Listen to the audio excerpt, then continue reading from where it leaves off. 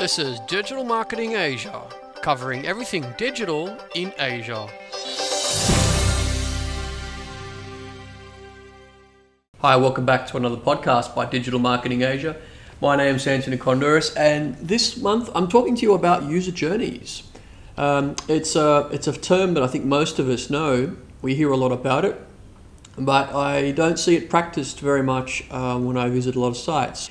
Here in front of us, we're looking at a site we recently created for American Express called 10timesmembershiprewards.com.sg. And this was designed from the very outset to have some very specific user journeys. Okay, let's have a look at some of them.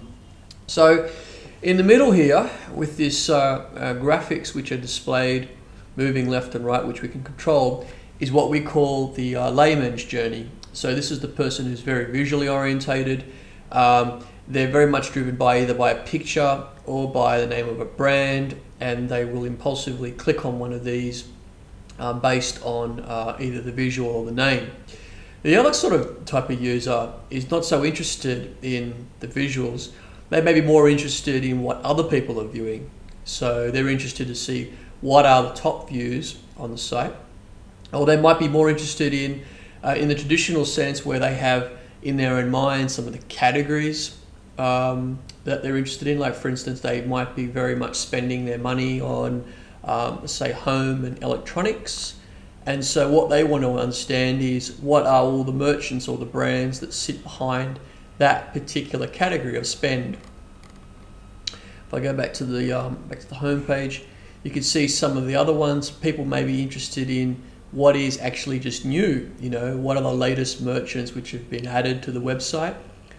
Or I might be very interested in location, especially if I'm mobile and I may be located, for instance, at Centrepoint or close by, and I may be thinking about, okay, what can I spend at Centrepoint with my American Express card? So if I click Centrepoint, I can quickly discover that these are the two merchants which are located at Centrepoint that I could be spending money on.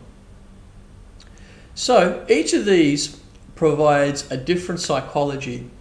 It attracts a different kind of user journey, and it still ends up though with the same result. We still end up eventually drilling down to a merchant. We're just opening up many different types of windows to finding the merchant that the customer is most likely interested in. These drop downs here, by the way, perform a very similar role, where you can search through all the brands here, or you can look at the categories which are displayed here. Interestingly, we decided that when we were creating the wireframe that we wanted to repeat the categories as text, as well as also having them in a drop down.